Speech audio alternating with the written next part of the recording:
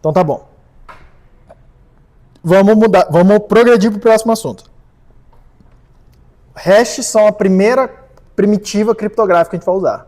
E a gente viu ali, entendeu ali um pouco propriedades dele. A gente não viu como é que constrói esses hashes, não é nada disso, tá? A primeira tarefa que vocês vão fazer é explorar ainda algumas coisas desses hashes. Vocês vão calcular colisão na mão, para algum hash inseguro. Vocês vão calcular prova de trabalho, vocês vão fazer algumas coisas, tá?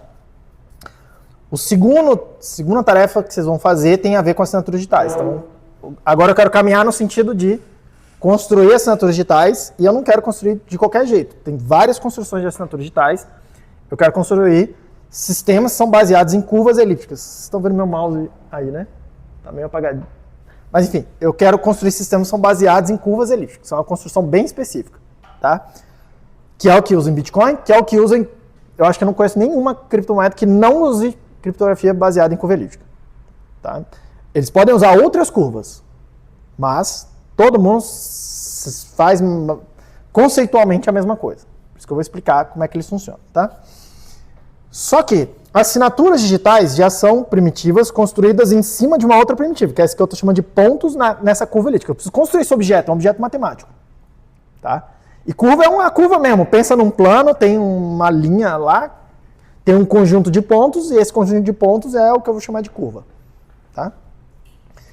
Só que esses pontos, eles são construídos num plano cartesiano mesmo, bidimensional, tá? E eu preciso de um sistema numérico para localizar as coordenadas desses pontos.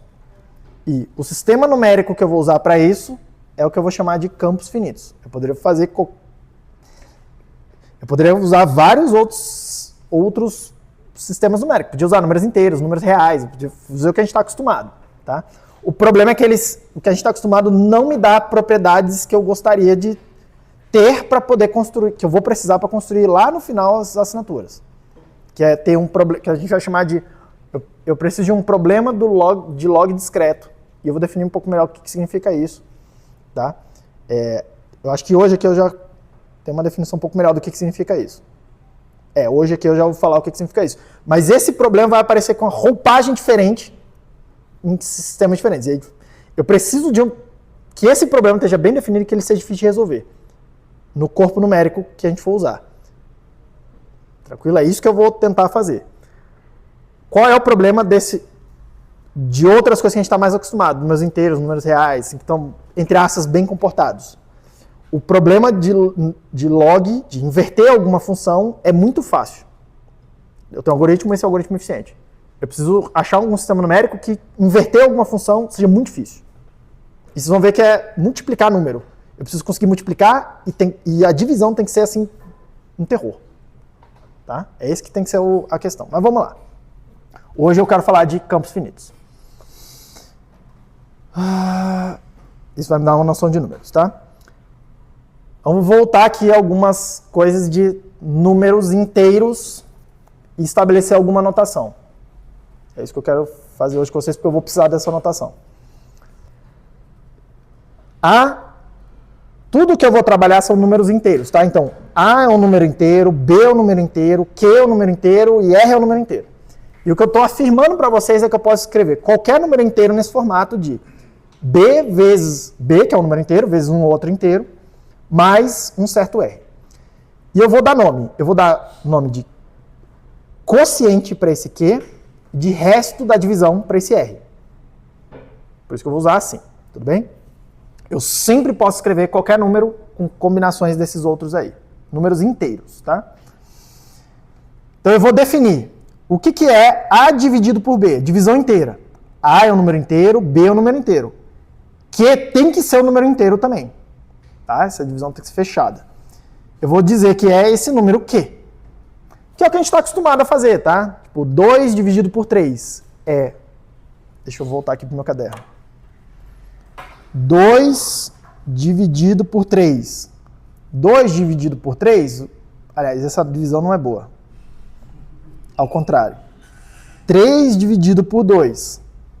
O que eu estou fazendo? Eu estou escrevendo o 3 como sendo, quando eu faço isso, vai dar 1 com o resto de 1. Que é o que vocês aprenderam na escola. O que eu estou falando quando eu faço isso? Eu estou falando que 3 é 1 vezes 1, que é o que está aqui, mais, aliás, não, Edil, é 2, que é esse cara que está aqui, vezes 1, que é o quociente que está aqui, mais 1, que é o resto que está aqui. É isso que a gente está falando. Quando eu faço A dividido por B, eu estou falando que eu quero encontrar. Eu quero escrever o A como sendo exatamente B vezes alguma coisa mais uma outra coisa. Eu preciso descobrir quem é o Q e quem é o R. Sendo que o B está dito aqui na hora que eu falei. Eu quero dividir por 2, eu quero dividir por 10, eu quero dividir por não sei quanto. Todo mundo bem? Cuidado que eu não disse que essa representação é única. Eu posso representar o 3 de várias formas diferentes. Eu posso representar o 3 como sendo 3 vezes 1 mais 0. Completamente válido. Todo mundo está vendo. Eu não estou afirmando que essa representação é única. Estou dizendo que eu posso fazer assim. Tá? E aí eu estou definindo. A dividido por B é escrever os números A e B dessa forma. Encontrar o Q e o R. E a gente tem um algoritmo para calcular o Q e o R, que é o algoritmozinho de divisão longa que vocês estão na escola. E esse algoritmo é o que, de fato, a gente implementa. Assim, a gente implementa isso aqui, de fato, assim, tá? Aquilo que você estudou na escola, você já estava estudando computação. Literalmente. Então, lembra disso aqui. E eu vou definir eu vou chamar de módulo B como o resto dessa divisão. Tá? Eu vou usar esse símbolo aqui por conveniência, mas toma cuidado, porque também é um símbolo que a gente usa em várias linguagens de programação, mas algumas linguagens de programação, esse número aqui está, essa operação é um pouquinho diferente, porque ela envolve números negativos também, números com sinal. E aqui, para mim, eu estou tratando de números inteiros sem sinal. Então é 0, 1, 2, 3 e eu não tenho números negativos. Tudo bem?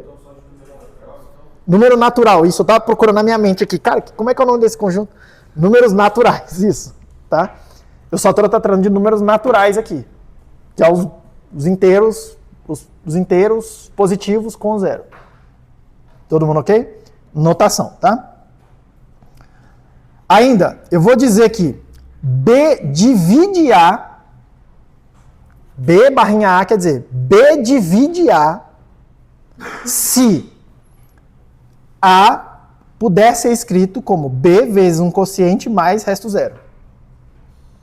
Se eu fizer A dividido por B e o resto for 0, eu vou dizer que o B divide o A. É o nome que se dá. Ok com isso? É o nome. Notação. Tá? Para eu não precisar ficar falando, o B divide exatamente A ou qualquer variação. Quando eu falar que B divide A, já quer dizer que o resto é 0. Tá? E aí eu vou estabelecer aqui essa outra notação. Vou falar aqui, A mod N grande é o resto, é o Rzinho do A que está aqui. Onde o A tem exatamente o multiplicador de N. O N tem que dividir exatamente esse A se o mod dele for 0. Também é notação. Também só estou falando assim. Isso aqui é o que vai aparecer o tempo todo. Um número mod e outro número. Então o que eu estou falando para você é que toda hora que eu escrever isso, eu vou travar o N grande. Então a gente vai estabelecer quem é o B grande, ou o N grande aqui. E eu vou falar para você, eu estou sempre tentando escrever os números como sendo N grande vezes alguma coisa mais um resto. E esse N grande vai estar fixo. Eu não vou poder mexer ele como estava frouxo aqui agora. Tá? E a gente vai escolher ele. E a gente vai escolher ele de tal forma que ele é sempre maior, o resto está sempre entre 0 e N. Esse N grande. Tá? E aí eu chamo isso aqui de módulo, ou de, por isso mod, ou de módulo, ou de característica de um certo conjunto, que a gente já vai dizer aqui. Notação, todo mundo bem com isso? Tudo bem. Automaticamente, uma consequência é que A mod N necessariamente é um número entre 0 e N-1. Obrigatoriamente é um número entre 0 e N-1. Obrigatoriamente é um número entre 0 e N-1. Por quê? Por quê? Porque se eu escrever 3 mod 5, eu estou procurando um número que possa ser escrito exatamente como sendo 5 vezes um quociente mais um resto. É isso que eu estou procurando. E esse número aqui é 3, nesse caso aqui. Tá? Só que se eu escrever 7 mod 5, eu estou fazendo essa mesma busca. E aí, cuidado, porque eu estou buscando um número cujo R tem que ser entre 0 e N grande. Então, o maior número que eu posso botar no R aqui é N grande. Tranquilo? Isso implica que eu preciso fazer uma operação de redução. Tá? O resultado disso aqui é 2. O resultado disso aqui é 2. Mas por que 2? Porque olha só o negócio. Porque olha só uma coisa. Quando eu escrevo 3, e eu vou colocar nesse formato aqui, eu posso escrever que o 3 é...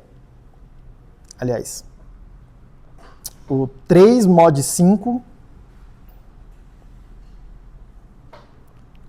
Eu estou escrevendo que é 5 vezes Q mais o resto. E quando eu falo que é 3, eu estou falando que isso aqui é 3. Esqueci qual é a minha linha de argumento. Sempre para fazer isso, mas é isso que eu estou falando. É isso que eu estou falando. Quanto tem que ser o Q nesse caso aqui? 0. Para encaixar. Tá? Tem que ser 0. Só que o Q não precisa ser 0, certo? Se o Q for 0, essa conta do lado de cá dá 3 também. Só que o Q não precisa ser 0. Se eu fizer 1 e o R for 3 ainda, quanto que é esse número aqui? 8. Então, isso aqui tá certo? Tá. 8. Quer dizer que, aí presta atenção, quer dizer que quando eu fizer 8 mod 5, eu estou nessa situação aqui. Ó. 8, ele é escrito dessa forma.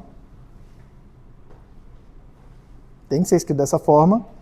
E o mod 5 é o resultado desse resto, que é 3. O Q pode ser 2. Se o Q for 2, eu tenho o seguinte número, mais 3, que é 13. Isso quer dizer que quando eu escrever 13 mod 5, isso também dá 3. Isso também dá 3. Repare que eu estou meio que definindo uma função que pega vários números. Nesse caso aqui, estou pegando vários números e jogando todas elas no 3. Estou definindo uma função que pega o 3, o 8 e o 13 e joga no 3.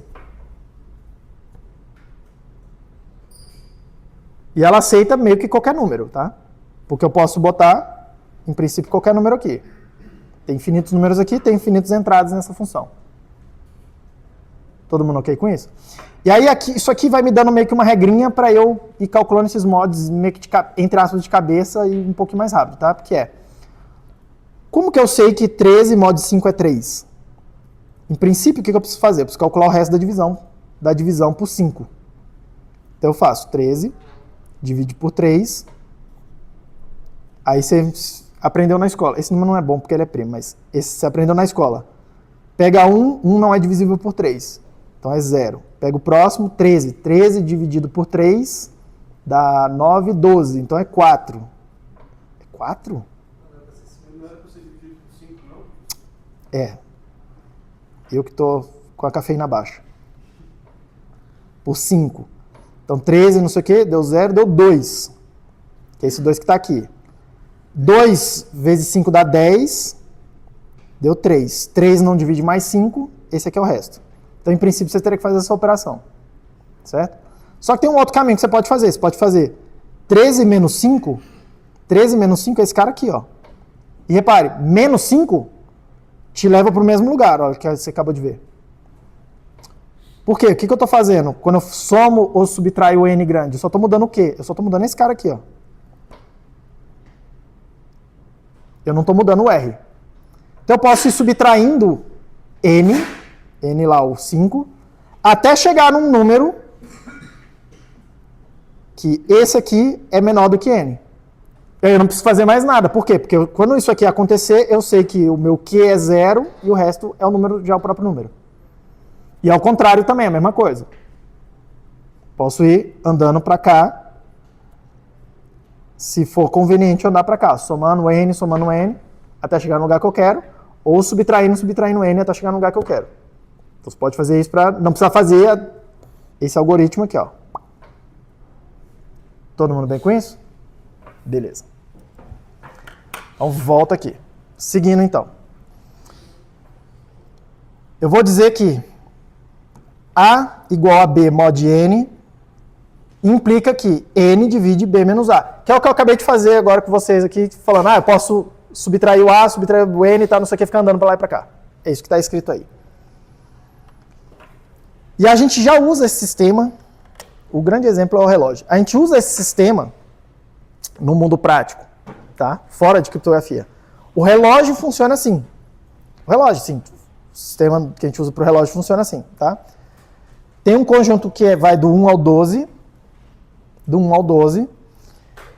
e a aritmética dele é a aritmética desses números, no caso aqui, mod 12, ou mod 11, enfim, tem que fazer um ajuste aqui porque está sem o 0, tá?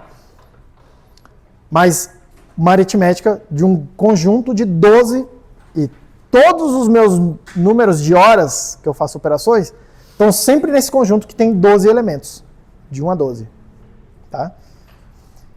O que eu quero dizer com isso? Quando eu escrevo 1 mod 12 é 1. Quando eu escrevo 7, poderia ser o 19. Afinal, a gente não fala 19 horas? 19 horas é 7 da noite. O que a gente está fazendo quando a gente faz isso? Olha, 19 mod 12 dá 7. É exatamente isso que a gente está fazendo. Tá? E eu posso ir para os números negativos. Eu posso ir para os negativos, se eu precisar, tá?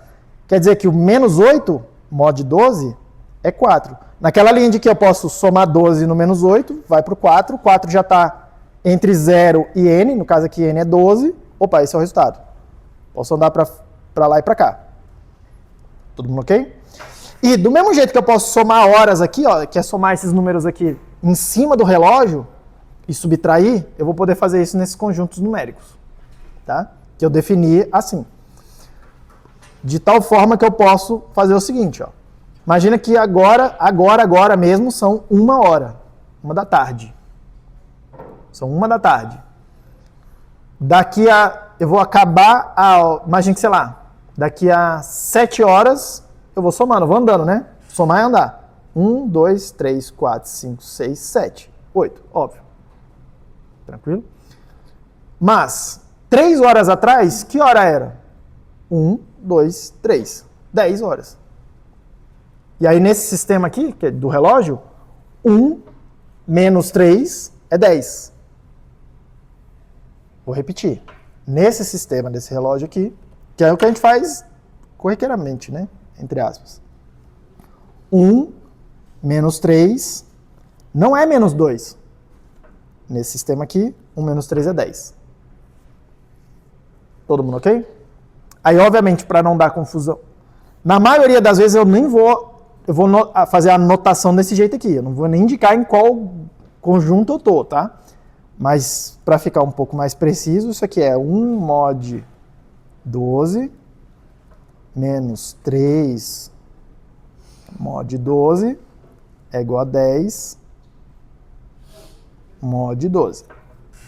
Todo mundo bem com isso?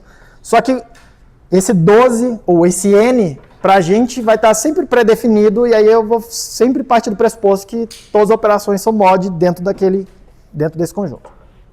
Mas aí é um problema de notação.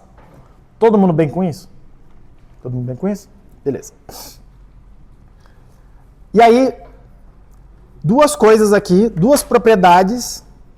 Vou entre aspas, provar duas propriedades aqui, que é rapidinho, que elas vão acelerar, e elas vão acelerar não só a conta mental, mas a gente usa essas duas propriedades para gerar as implementações, tá? Que é falar que A mais B, esse resultado. A e B são dois números naturais aqui pra gente, ou dois números inteiros. A mais B, somar isso aí primeiro e fazer o mod depois, é igual a fazer A mod N separado, B mod N separado e somar. Mesma coisa para multiplicação. Vamos olhar aqui por quê. A soma primeiro. Olha o que eu estou dizendo, tá? A gente vai olhar o lado direito da equação primeiro. Quando eu falo A mod N, eu estou falando que o A é escrito na forma de um quociente vezes N grande mais o resto. E o B é a mesma coisa. Um quociente do B vezes um N grande mais R de B. Tranquilo? Quem é A mod N? É o R de A. Quem é B mod N? É o R de B. Opa. R de B. Quem que é A mod N mais B mod N? É RA mais RB, que é o que está aqui embaixo. Todo mundo ok? E o lado direito da equação, o lado esquerdo da equação? A mais B é um outro número que eu também posso escrever como sendo, ó, que está aqui, ó, A e o B, fazendo a soma, botando em evidência, é um outro número que é QA mais QB, tudo vezes N, mais RA mais RB. Só pegar o A e B aqui, somar o que está aqui com o que está aqui. Botar o N em evidência. Isso aqui tudo é um número, né? Ó, é um número só. Que eu estou marcando aqui, QA mais QB, para ver como é que calcula. E tudo isso aqui que está no parênteses é um número só, que vai ser o resto, um novo resto. A mais B mod N, quem que é? É esse resto aqui, RA mais RB. Só que repare que o lado esquerdo da equação é igual ao lado direito da equação. Então isso é sempre verdade. Alguma coisa parecida para multiplicação. Do lado direito da equação vai ser RA vezes RB. Do lado esquerdo da equação fica essa coisa aqui. Fica um pouco mais complicado, tá? Tem que fazer aqui esse vezes esse vezes esse, mais esse vezes esse vezes esse, mais esse vezes esse. Aí vai dar um termo que é n ao quadrado, mais alguma coisa vezes n, mais outra coisa vezes n, mais um termo que não tem n. Só que eu posso botar um n em evidência. Então vai ficar alguma coisa vezes n, não tem problema, é um número como outro qualquer, mais essa parte, mais essa parte. O que me importa é que esteja multiplicando por n. Por quê? Porque aí eu consigo identificar quem é o quociente e quem é o resto. Quem é o quociente? Essa tralha toda aqui, ó, da multiplicação. Quem é o resto? RA vezes RB. Quem é o resultado da parada? Do mod, RA vezes RB, que é igual do lado esquerdo e do lado direito. Então repare que eu posso fazer a sua multiplicação antes ou depois do mod. Não tem problema. E eu posso, se eu tiver que fazer várias somas, várias multiplicações, eu posso fazer na ordem que eu quiser e os mods na ordem que eu quiser. Não tem problema. Do ponto de vista matemática, não tem problema. Do ponto de vista de computação, tem problema, tá? Porque pode ser que dê overflow, aí eu tô errando a conta, né? Mas, enfim. Todo mundo ok com isso? Beleza. Dito isso, o que é um campo finito? Tá? O que é um campo finito? Um campo finito é um conjunto que tem um número finito de elementos, mais duas operações. Deixa eu marcar aqui. Um conjunto que eu vou chamar de F, de finite field, ou de campo, simplesmente, tá?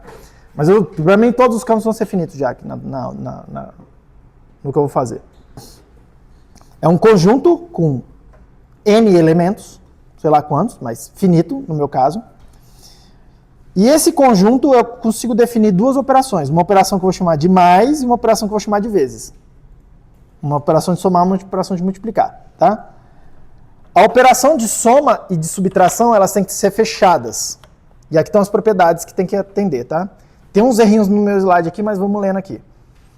Primeiro, ó, as duas operações têm que ser fechadas. Quer dizer que se o A e B são elementos do campo, A mais B é um elemento do campo também, obrigatoriamente. E o B vezes A vezes B, também é um elemento do campo. Isso quer dizer que está todo mundo dentro daquele conjuntinho ali. Eu sempre sei todos os elementos que tem ali dentro. Tá? As operações não criam novos elementos no conjunto, nem destrói nada. As duas operações têm que ter uma identidade, que é o que a gente está acostumado, tá? Quer dizer que precisa existir Ah, minha anotação... Tá, aqui eu vou lendo para vocês e marcando onde é que está errado e eu corrigir esse slide. Para todos os elementos A no campo, precisa existir um elemento que é o 0. Aqui eu escrevi um errado, mas precisa escrever um certo elemento, que eu vou chamar de 0, que está no campo, de tal forma que qualquer coisa mais esse 0 é a coisa. A mais 0 é A. Cuidado que eu não estou dizendo quem é esse 0, estou dizendo que ele precisa existir. E que ele existindo, ele precisa satisfazer isso aqui. Que é o que a gente está acostumado com a soma. A soma tem um elemento neutro que a gente chama de 0. Tá? Cuidado com os nomes, tá? Porque aqui a gente vai fazer números inteiros e o 0 vai ser o 0 mesmo. Vai ter um elemento aqui que é o 1, em algum lugar aqui. Puta, tá tudo fora de ordem. Vai ter um elemento que é o 1, que é o 1 mesmo. Mas na hora que a gente estiver, na semana que vem, falando dos pontos na curva, também vai existir um elemento que a gente vai chamar de 0, que também tem essa propriedade, e ele não é um número. Ele não tem nada a ver mais com o número, é um ponto no espaço. Então vamos lá. Próximo. É essa linha que está aqui embaixo, tá? Meu slide está todo fora, está todo zoado.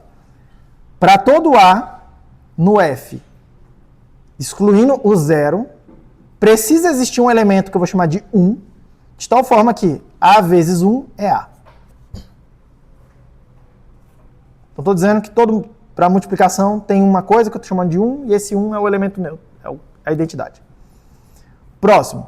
Eles precisam ter inversas. As duas operações têm que ter uma inversa. Isso quer dizer que precisa existir um número menos... Para todo A, tem que ter o menos A, de tal forma que A mais menos A é 0.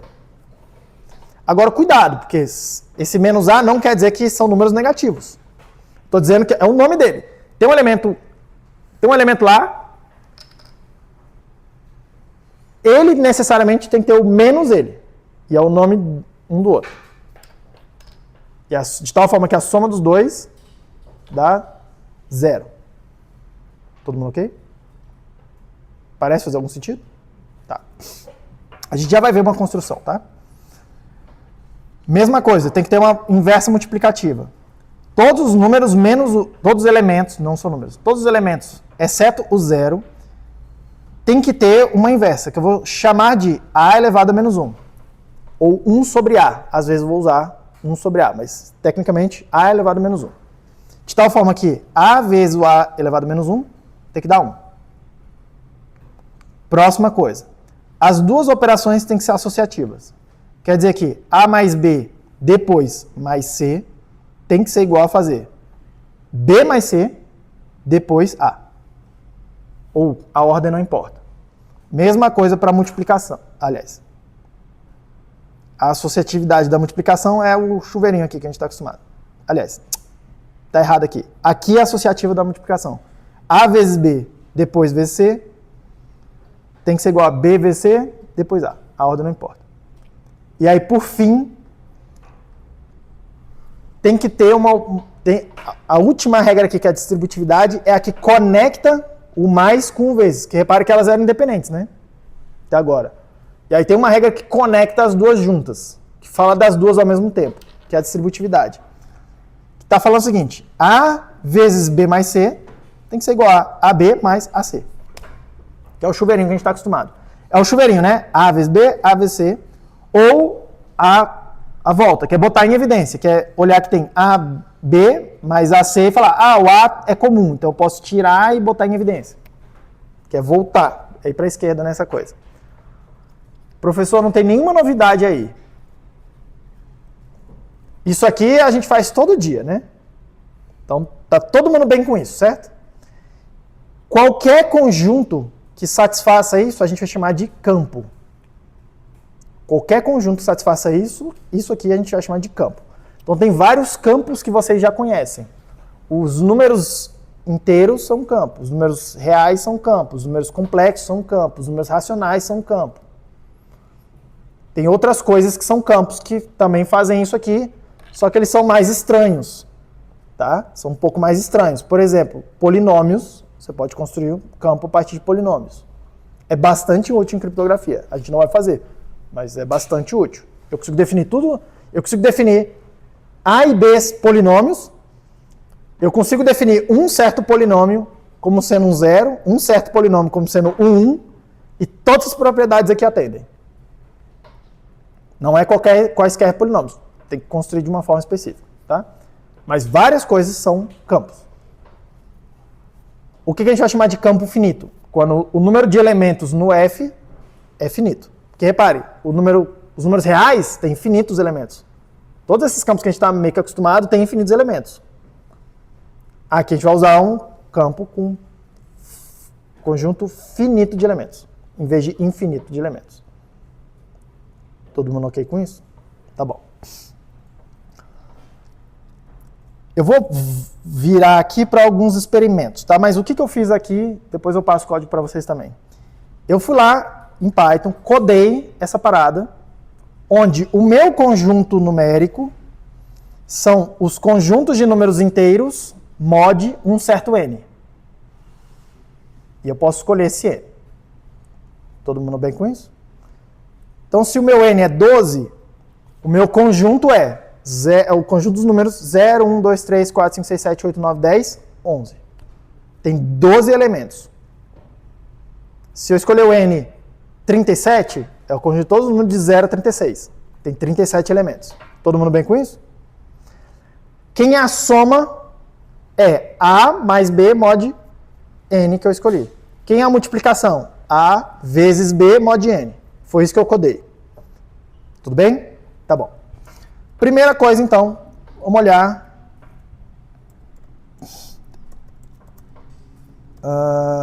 Vamos olhar um conjunto que é o do relógio lá, que tem 12 elementos.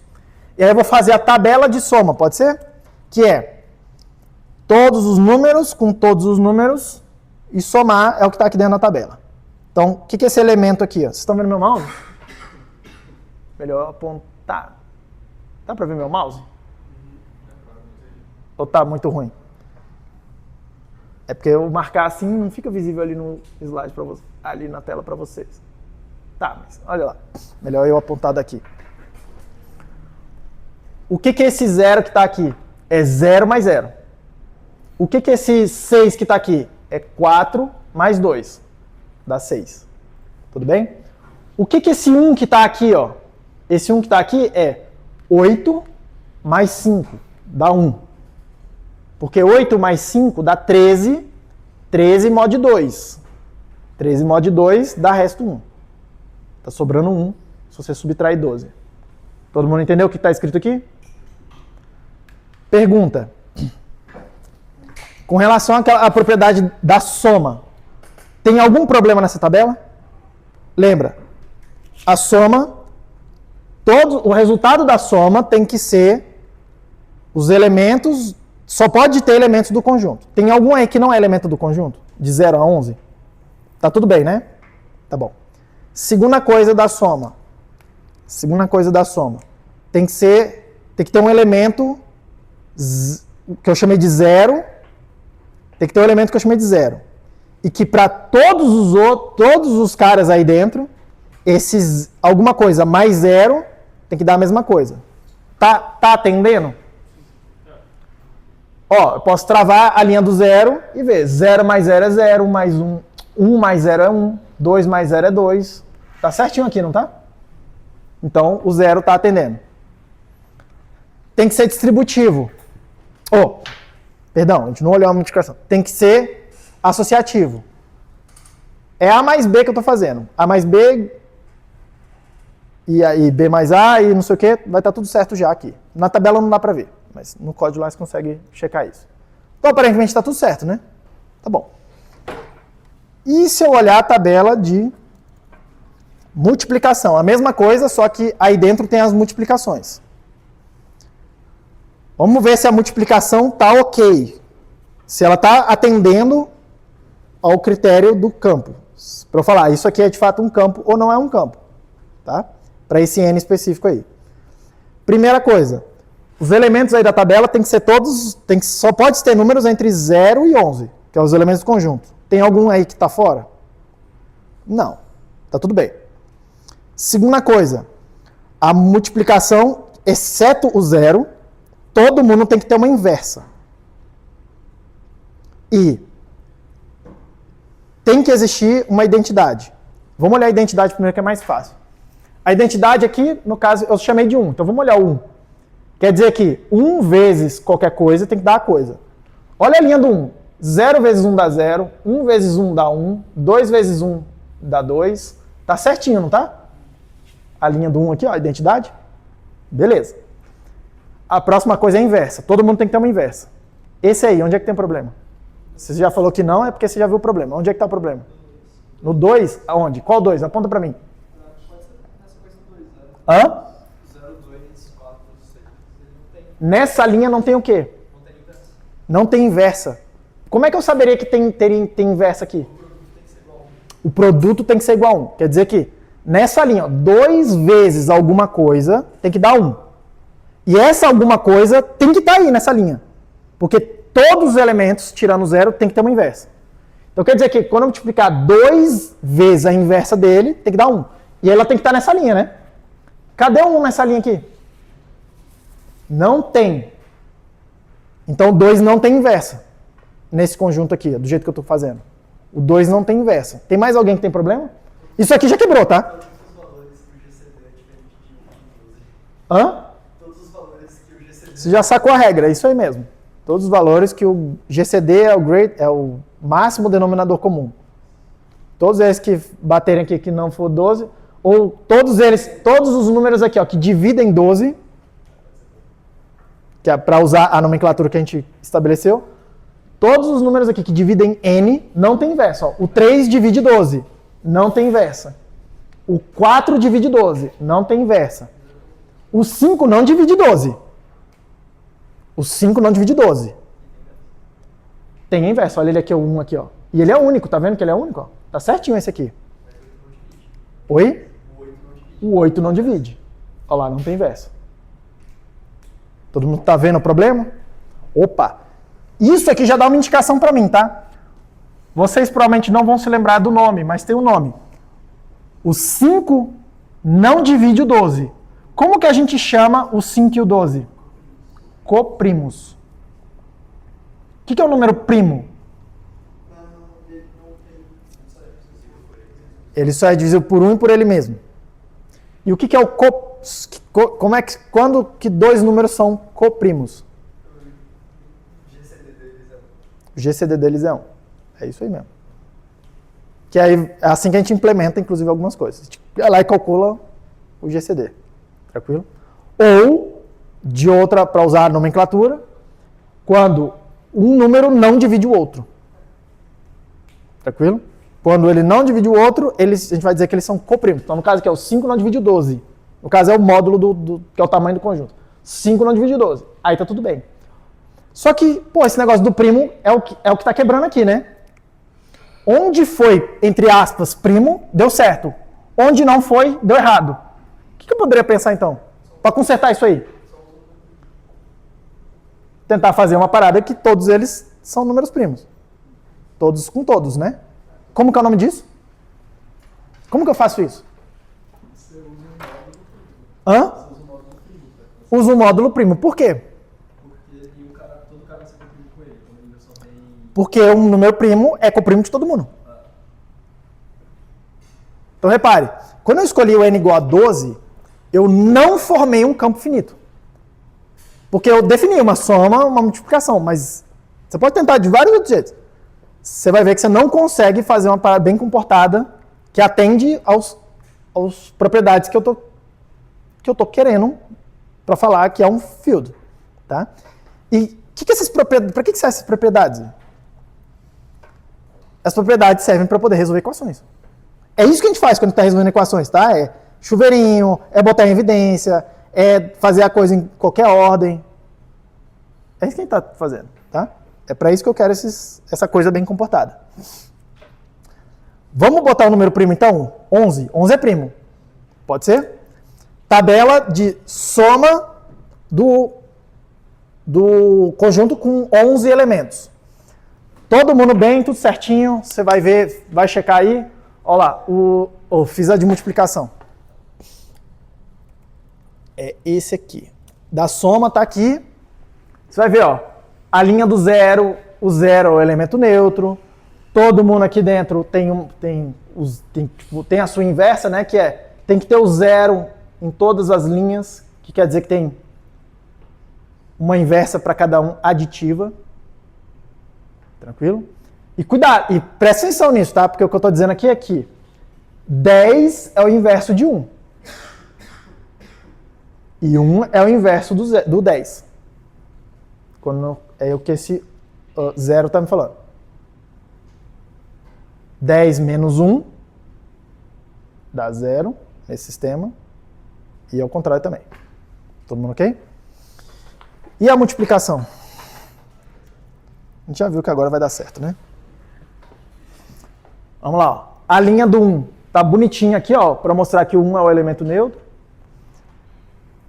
O 0 é o cara separado, tá? A gente excluiu lá na regra. O 0 é o 0. O 0 é um cara particular, um cara especial. Tudo bem?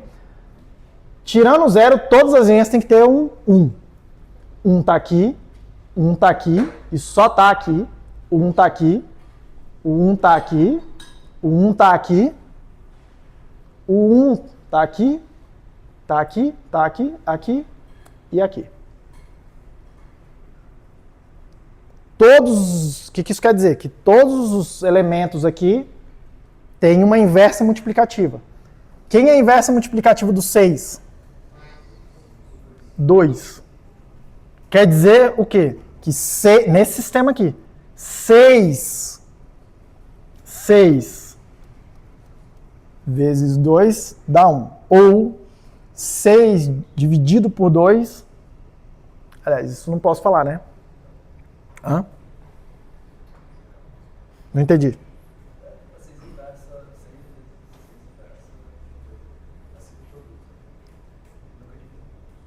Não entendi. Toma cuidado com esse negócio da divisão modular. Mas o que eu estou falando aqui, 6 é a inversa do 2. Por quê? Quando eu multiplico 6 por 2 dá 1. E ao contrário, o 2 é a inversa do 6. Quem é a inversa do 7? 8. Todo mundo ok? Todo mundo bem? Você pode checar as outras propriedades e vai ver que vai dar certo. Então a primeira coisa que a gente percebe é que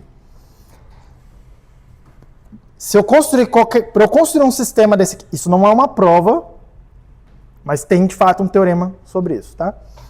A gente viu aqui 2 casos particulares. De novo, isso não é uma prova, mas enfim, existe esse teorema. Para eu construir um campo finito, a quantidade de elementos tem que ser um número primo. Eu vou dizer que a característica dele tem que ser primo, tá? O n tem que ser um número primo. E é bem comum a gente chamar esse n grande de p. P de primo. Para lembrar que tem que ser um primo. Tá? Tem como construir um campo finito a partir de um conjunto que não tem número primo, não é primo essa característica? Tem como, mas não é tão ingênuo desse jeito que a gente está fazendo. Tá? E seria bastante útil, porque, por exemplo, computação que a gente processa múltiplos de 2. Fazer conta com 11, com a base 11, porra, é bem ruim. E não vai ter nenhum múltiplo de 2 que vai servir pra gente aqui útil, né? Com uma quantidade grande de elementos, tá? Só o 2. Fora isso, todos eles vão ser não primos, né? Todos os outros múltiplos de 2. Isso quer dizer que implementar isso aqui vai dar uma treta. Implementar no computador vai dar uma treta. E é um meio chato mesmo de implementar. Implementar direitinho. Tá? A gente não vai tratar dessa implementação aqui, mas é chato. Tem problema. Eu poderia pensar, será que eu não consigo pegar um negócio que é potência de 2 e construir um campo finito? Tem como fazer.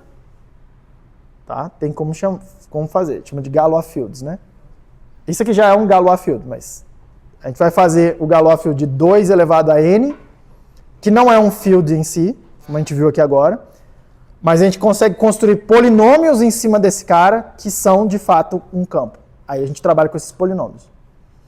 E esses polinômios têm uma representação bem compacta, com bytes e tal, é super compacto. É bem interessante. Eu não vou fazer aqui com vocês, mas num curso de cripto é legal de ver isso aí, que tem várias construções mais modernas, de algoritmos modernos, que são baseados nisso. Voltando aqui, então. Então, a gente viu que para o 12 não funciona, mas para o n funciona, porque o n é primo. Próxima coisa. Presta atenção aqui agora, porque agora... Presta atenção aqui agora. Presta atenção aqui comigo. Eu quero fazer todas as potências a elevado a i, onde i pode ir de 0 a 11. Que são os números que vão acabar me interessando. Pode ser? Para todos os elementos que não são o zero. Porque 0 vezes 0 é 0, 0 vezes 0 vezes 0, que é o cubo, é 0. O 0 é o menos interessante de todos eles. Tá? E a elevado a i é a notação para a vezes a vezes a vezes a i vezes. Lembrando que são números inteiros aqui.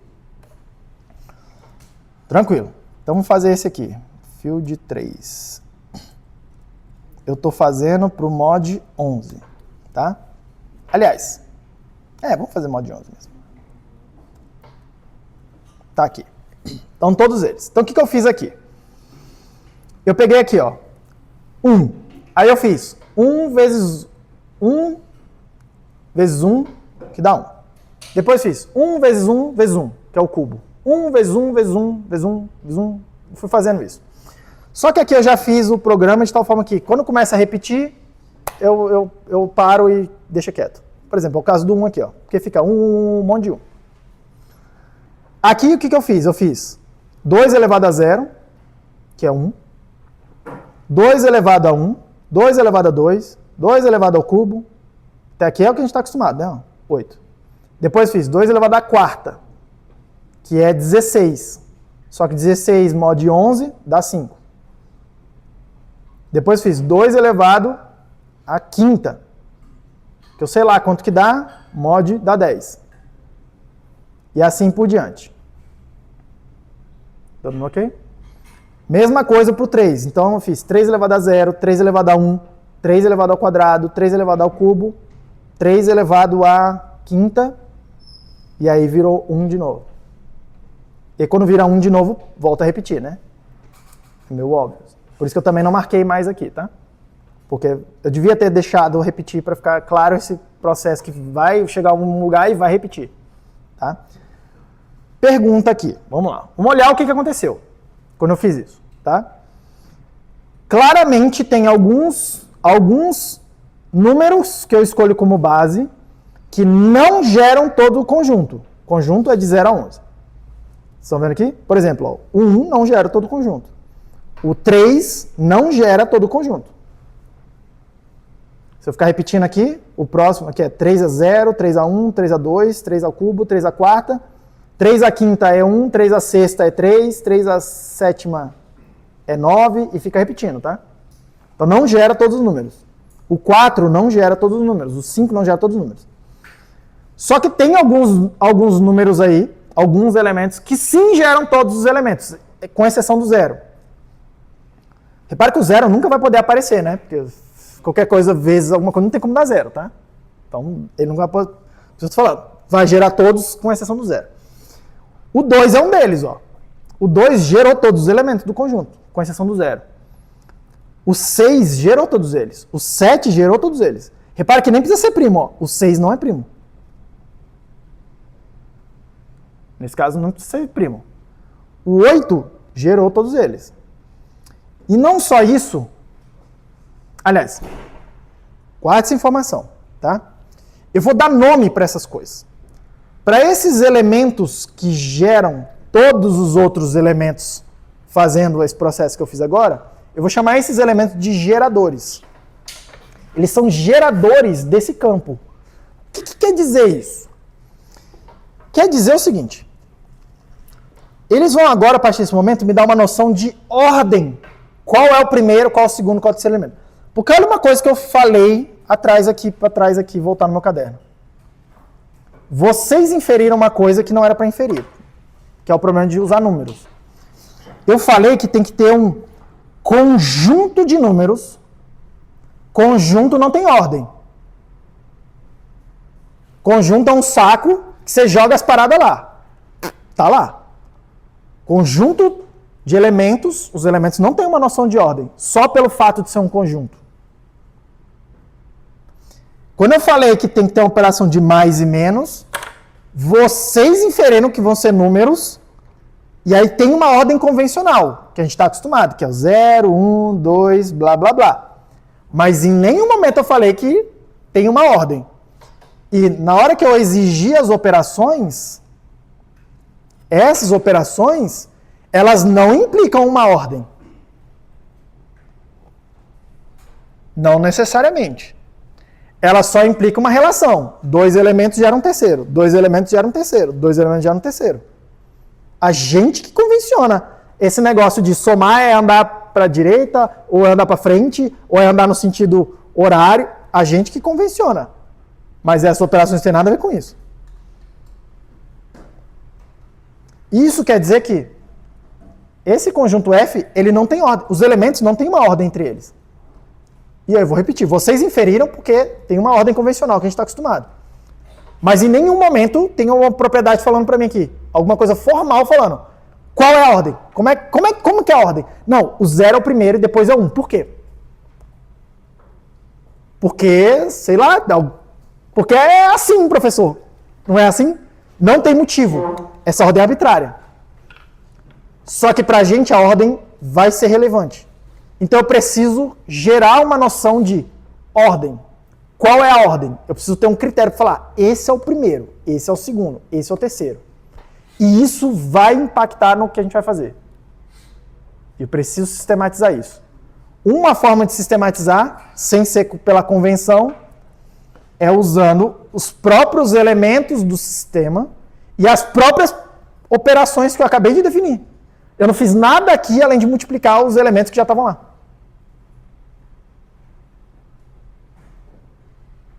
E aqui eu tenho uma noção de ordem. Se eu escolher o 2 como gerador, o primeiro elemento é o 1, depois é o 2, depois é o 4, depois é o 8, depois é o 5, depois é o 10, depois é o 9, depois é o 7, depois é o 3, depois é o 6. Para esse gerador, essa é a ordem. Se eu escolher o 7 como gerador, a ordem é 1, 7, 5, 2, 3, 10, 4, 6, 9, 8. Aí eu boto o 0 em algum lugar. Todo mundo ok com isso? Por que esses geradores vão ser importantes? Porque eles vão me dar uma noção de qual é a ordem com que as coisas acontecem aqui. Qual é a ordem desses elementos? Não parta do pressuposto que é a ordem convencional. E por que isso é extremamente relevante? Porque a gente não vai ficar fazendo geradores aqui nesse conjunto. É mais fácil de eu mostrar aqui acontecendo. Para vocês verem o que está acontecendo. Mas na hora que a gente vai falando de pontos no espaço, qual é a convenção para falar? Esse é o primeiro ponto, esse é o segundo ponto, esse é o terceiro ponto. Não tem. Qualquer escolha seria igualmente boa. Então eu preciso ter um critério um pouco mais assertivo. Lá a gente vai fazer a mesma coisa. A gente vai escolher um ponto, um elemento do conjunto. Vai falar, você é o gerador e a ordem será ele. Lá a gente vai ver que só vai ter a operação de mais. Então a gente vai fazer ele mais 0, ele mais ele mesmo, ele mais ele mais ele. Então é 3 vezes ele, 4 vezes ele, 5 vezes ele. Que é a mesma coisa que fazer aqui. Todo mundo bem com isso? Mais ainda. Vamos supor que eu escolhi a ordem aqui, que eu escolhi o gerador 7. E aí eu falei para você assim. Eu pergunto para você. Você está vendo aqui a lista, tá? A lista está pequenininha. Eu pergunto para você.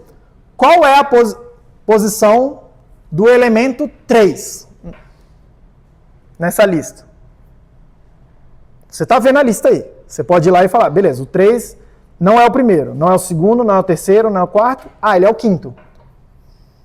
Ele é o quinto. Ele é 7 elevado à quarta potência. Está na quinta posição. Começa pelo 0. Todo mundo bem? O que eu estou perguntando para você quando eu faço isso? Eu estou perguntando para você o seguinte.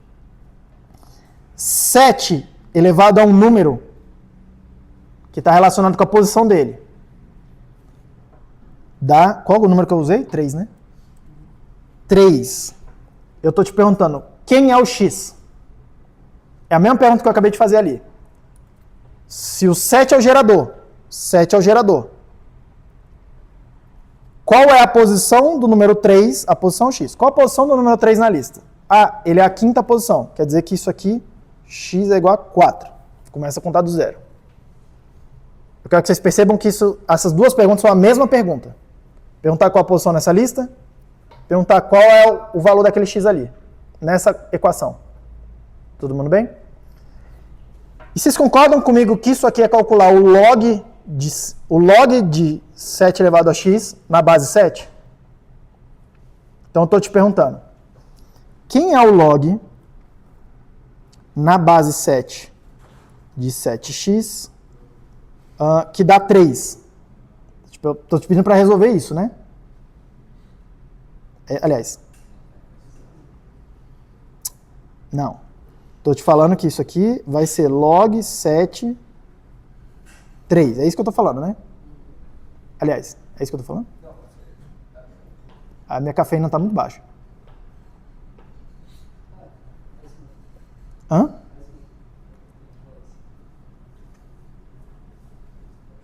É isso mesmo. Eu estou perguntando quanto que é o log de 3 na base 7, nesse caso aqui, que é o gerador.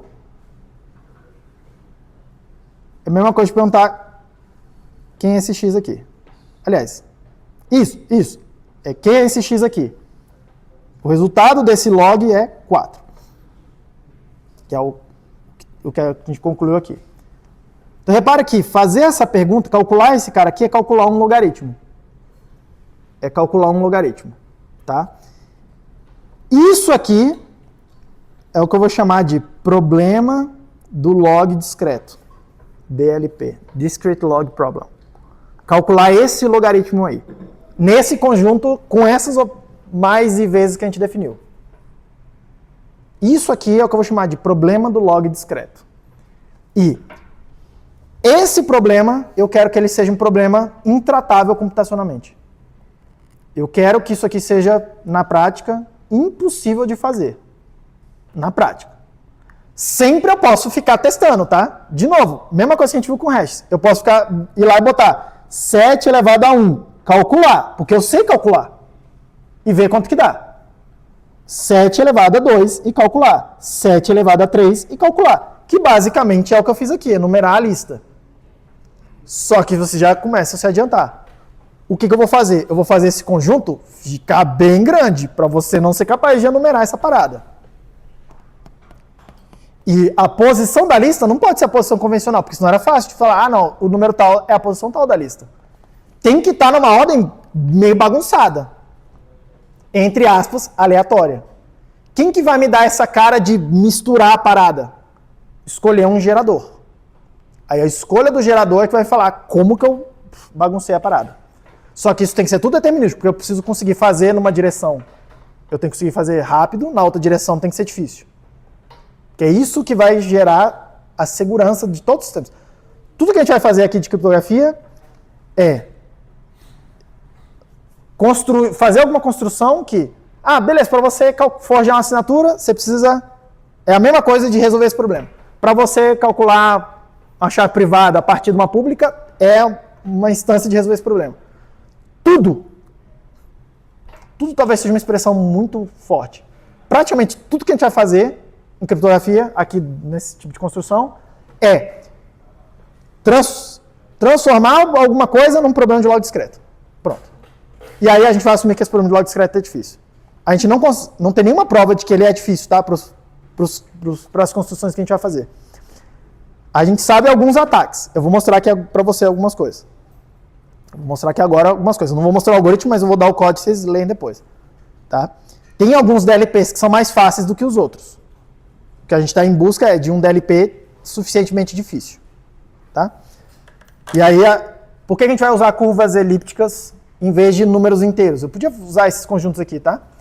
Porque o DLP que a gente consegue construir com os pontos da curva elíptica é mais difícil do que o DLP que a gente consegue, que eu acabei de construir ali para vocês. Isso que eu acabei de fazer aqui é a base para um sistema que a gente chama de RSA. Tá? RSA. RSA começa por aqui. Aí tem as construções.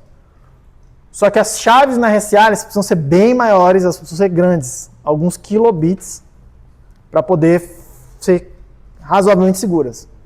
Em curva elíptica eu consigo fazer chaves bem menores, porque o DLP delas é bem mais difícil. Tudo bem? E é aqui que o computador quântico entra, também falando de computação quântica. A gente tem algoritmo quântico que acelera o DLP, que acelera DLPs. E aí isso é o problema, porque se a construção que eu fizer é baseada num DLP qualquer, eu tenho um algoritmo que é genérico, não interessa a construção, só interessa que é baseado nesse mesmo problema. Se eu conseguir fazer um computador desse, é um problema. Tá? Mas vamos lá, seguindo aqui, para a gente fechar aqui a aula. Então a gente entendeu o que são geradores e o que é o log discreto. Eu vou fazer uma força bruta aqui e para mostrar que dá para fazer bem mais rápido, tá, do que parece. Mas vamos lá. Ó. Eu vou fazer num conjunto bem maior para poder ter alguma dificuldade. Mas ainda é pequena a dificuldade. E a gente começar a ter um feeling. Esse aqui é o 4? É o 4. Olha o que eu estou perguntando para ele, tá? Eu estou perguntando assim. Eu vou dar um número aqui na entrada, e eu quero calcular qual é o I que dá aqui. 42 é o gerador, elevado a esse I que eu estou procurando, é igual ao número que eu vou dar para ele.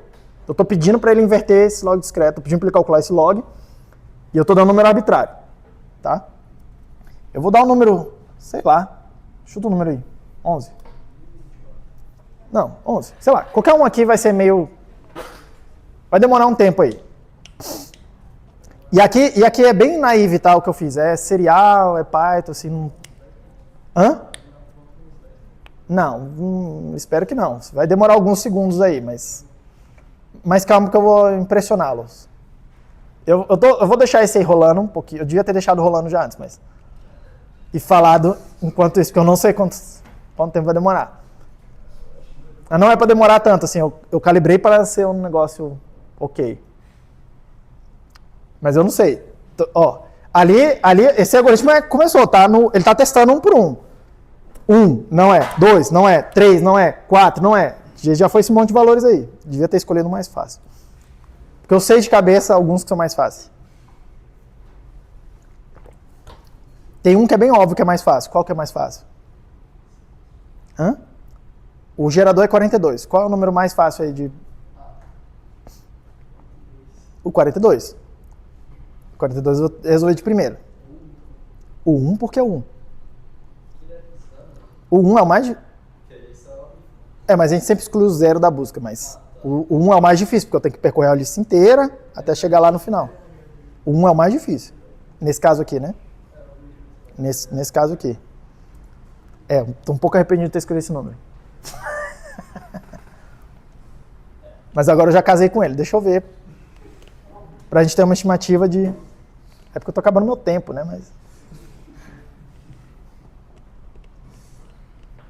Qualquer coisa eu paro antes. Já deu pra convencer que vai demorar, né? Eu tenho quase 2 minutos aí rodando.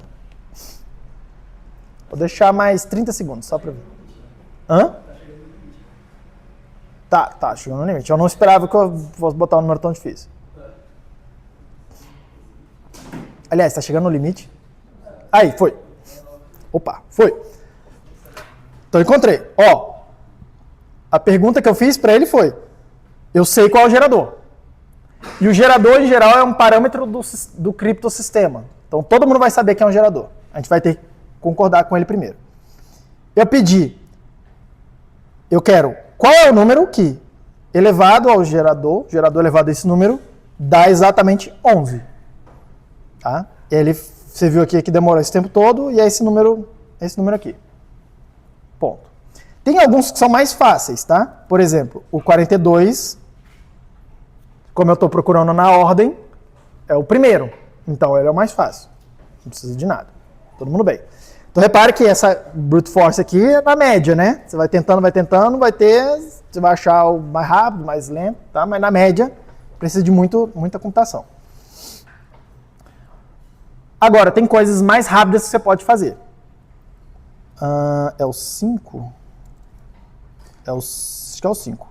5? Não. Isso aqui é benchmark, é o 6.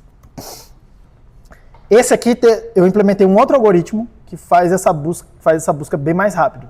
E ele não faz mais rápido paralelizando ou fazendo implementação mais rápido, tá? Eu estou explorando a topologia desses números. Eu sei estrutura, eu conheço alguma coisa, eu sei que é mod não sei o quê, eu sei que é elevado não sei o quê, eu tenho umas jogadas que eu posso fazer. Algébricas, tá? Estou explorando a álgebra, estou explorando propriedades matemáticas da parada. Vou fazer a mesma pergunta para ele e a implementação naive. Então você viu que aquela parada toda eu encontrei, sei lá, quanto que eu demorei aqui? Não sei quantos milhões de passos. Não é só o tempo, é os passos. Não sei quantos milhões de passos. Aqui eu fiz em 4.000 e poucos passos. Obviamente 4.000 é muito mais rápido do que 4 milhões. Esse step é um pouco mais lento do que o anterior, tá? O anterior é cada step bem mais rápido. Mas é ordem de grandeza menos steps. Tudo bem? Para resolver o mesmo problema. E isso aqui se aplica a qualquer log discreto também. Então, tipo, esse aqui é um dos melhores ataques conhecidos. Chama Roller. Se não me engano, esse aqui é Rod Polar, né? Tem um outro conhecido que é o Big Step, Baby Step. Tá? Baby Step, Giant Step. Também fiz ele. Ele é diferente, tá vendo que deu uma quantidade diferente de coisas. Ele, tipo, mas na média eles têm a mesma complexidade, tá?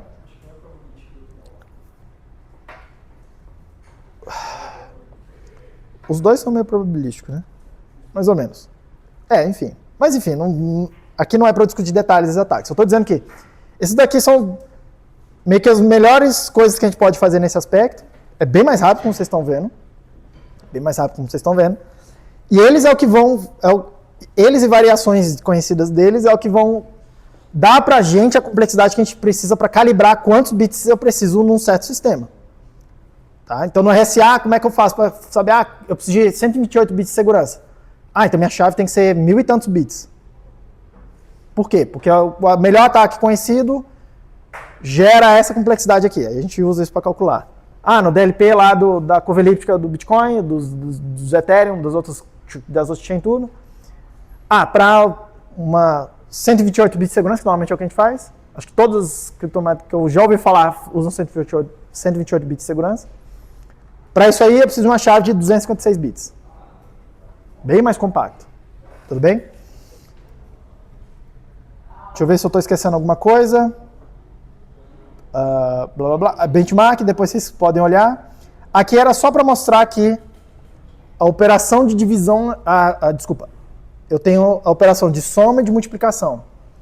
E aí eu fiz uma implementação meio naive ainda ali, no Python ali, que é para mostrar que ela é muito mais lenta do que a soma. É muito mais lento multiplicar do que somar. E isso vai ser verdade mesmo em boas implementações bem performáticas. E eu consigo ainda calcular a divisão. Tem um algoritmo de divisão. Tá? Tem um algoritmo de divisão. A divisão é ainda mais lenta que a multiplicação. Isso é para dar uma intuição para o que vai acontecer na frente, que é, na próxima semana a gente vai começar a construir a curva elíptica. E a gente vai construir a partir dessas operações, nesse campo que a gente viu agora. Claro que num campo bem maior. Toda vez que eu precisar multiplicar, eu tenho que entender que aquilo lá está aumentando no meu custo de fazer uma certa operação. E toda vez que eu precisar dividir dois números, aquilo vai ficar muito mais caro. Então, se eu precisar dividir muitas vezes, é um problema. É ordens de grandeza mais lento que multiplicar, e multiplicar é ordem de grandeza mais lento que somar. Então, é um problema. Então, eu preciso calibrar essas coisas. Eu preciso procurar algoritmos que evitam fazer divisão a todo custo. E vocês vão ver que tem várias divisões no que a gente vai fazer aqui. Eu não vou mostrar como é que a gente elimina essas divisões, no que eu vou fazer aqui na semana que vem. Mas, quando algum de vocês vai se interessar em olhar a implementação dessas coisas. E eles vão olhar e falar, caralho, não tem nada a ver com o que o Dil falou. Por quê? Porque eles estão indo para... A técnica básica é pontos no espaço bidimensional. A ideia básica é, vamos mapear esses pontos num outro espaço, normalmente 3D. E aí, nesse espaço 3D, a gente consegue mapear as contas que a gente estava fazendo aqui também, naquele espaço 3D, e dependendo de como isso é feito, eu consigo transformar, entre aspas, transformar divisão em outras coisas. Entre aspas. Tá? Ou pelo menos postergar as divisões. Aí eu posso fazer várias operações e fazer uma só divisão no final e voltar, por exemplo. Tá? Então, é normalmente isso que se faz. Eu não vou fazer isso nesse detalhe aqui com vocês. Mas quando vocês forem olhar implementações, é isso que está acontecendo lá. Todo mundo ok? Por quê? Porque eu estou tentando eliminar do algoritmo coisas muito caras. Só que tem uma operação... Pô, eu não mostrei aqui para vocês, mas tem uma coisa que a gente nunca vai conseguir desfazer. Ah, eu tirei o slide. Que é isso aqui. Ah, inferno. Skip. Que é esses dois carinhas aqui. Que é o que eu quero chegar na semana que vem. Esses dois carinhas são as duas equações que a gente tem que entrar a resolver para calcular assinaturas. A primeira delas a gente chama de assinatura Schnorr, que é o que praticamente todas as cripto depois de Bitcoin usam, a assinatura Schnorr. Tem no Bitcoin também, mas foi um upgrade recente, 2019, se não me engano, ou 2021. 2019. 2021. É recente. Resumo da obra, é recente. E vários outros o outro algoritmo de assinatura eu acho que todas as chains mais novinhas já não usam, é CDSA, que é essa equação de baixo, tá? As mais antigas todas usam, porque era patenteado, na época essa coisa toda começou, não tinha boas implementações, e aí meio que ficou. Só que caiu a patente, essa que era patenteada. Aí caiu a patente e depois todo mundo foi implementar. Tá? Só que repara, ó, K elevado a menos 1. Preciso calcular uma inversa. E essa operação é bem cara. Então toda hora... E eu preciso dela também para verificar assinaturas. Então verificar assinaturas, isso aqui é meio caro. Tanto assinar... Assinar nem é um problema normalmente, porque eu assino uma vez e foi. Mas verificar, eu normalmente preciso verificar muitas assinaturas. No que a gente vai fazer. E aí isso aqui é caro. Eu gostaria de não precisar fazer isso aqui. Mas a gente vai chegar lá. Todo mundo bem? Guarda esse conjunto numérico na cabeça, que são números inteiros que a gente pode somar, multiplicar, e eles são bem comportados. Bem comportados na soma e multiplicação, elas funcionam do jeito que a gente está acostumado.